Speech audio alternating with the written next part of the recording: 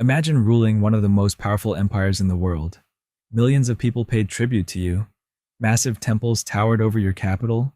Your warriors were feared across Mesoamerica. To everyone around you, the Aztec Empire seemed unstoppable. Then, in just 2 years, it was gone. Not after decades of war.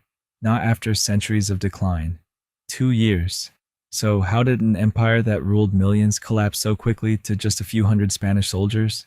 The answer is far more complicated than most people think. When Spanish conquistador Hernan Cortes landed on the coast of Mexico in 1519, he didn't arrive with an enormous army. In fact, he had only around 500 soldiers, a handful of horses, a few cannons, and several ships. Against an empire controlling millions of people, this should have been a suicide mission. Yet, somehow, it wasn't. The first reason was simple. The Aztecs weren't loved.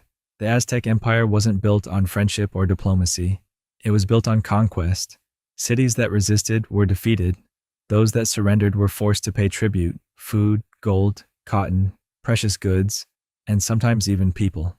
Many neighboring states hated Aztec rule. They had been waiting for an opportunity to fight back. When Cortes arrived, he quickly realized something important. He didn't need to conquer the Aztecs alone. He only needed allies. One of the biggest was Tlaxcala, a powerful city-state that had fought the Aztecs for generations. Instead of becoming another enemy, the Tlaxcalans joined the Spanish. Soon, thousands, then tens of thousands, of indigenous warriors marched alongside Cortes. By the time the final siege began, the vast majority of his army wasn't Spanish at all. It was made up of native allies determined to overthrow the Aztec Empire. But even with those allies, defeating the Aztecs still seemed nearly impossible. Their capital, Tenochtitlan, was unlike anything Europeans had ever seen.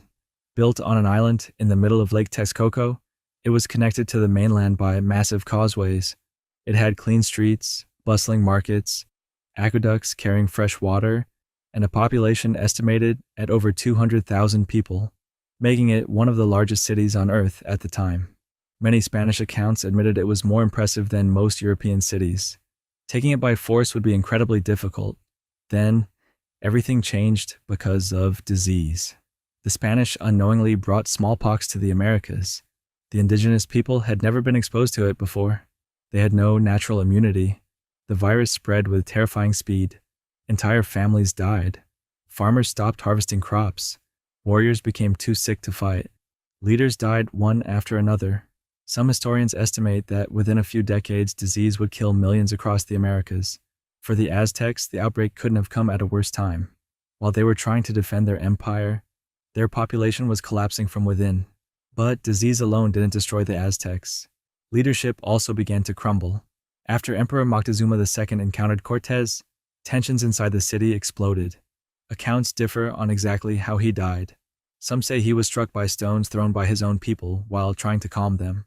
Others blame the Spanish. Whatever happened, his death created chaos. New rulers inherited an impossible situation. They had to fight invading armies, control political unrest, and survive a deadly epidemic, all at the same time. The Spanish eventually retreated during a disastrous escape known as La Noche Triste, the Night of Sorrows. Many conquistadors were killed while fleeing the city. For a moment, it looked like the Aztecs had won, but Cortes wasn't finished. He regrouped, built new alliances, constructed brigantines, small ships that allowed him to control the lake surrounding Tenochtitlan. Then he returned. This time, he didn't simply attack the city. He surrounded it. Food supplies were cut off. Fresh water became scarce. Disease continued spreading. The siege lasted for months. Street by street, bridge by bridge, house by house, the defenders fought desperately, but exhaustion, starvation, and illness slowly overwhelmed them. Finally, on August 13th, 1521, Tenochtitlan fell. The last emperor, Cuauhtémoc, was captured. One of the greatest civilizations in the Americas had come to an end. But here's the part many people misunderstand. The Spanish didn't defeat the Aztecs because they were simply more advanced. They won because multiple disasters happened at exactly the same time. An empire surrounded by enemies, massive indigenous alliances supporting the invaders, a deadly epidemic unlike anything the continent had ever seen, political instability, and months of relentless siege. Any one of those challenges would have been devastating. Together, they became catastrophic. Every week, Lost Eras uncovers another forgotten story from history. If you don't want to miss the next one, subscribe and join us on our journey into the past.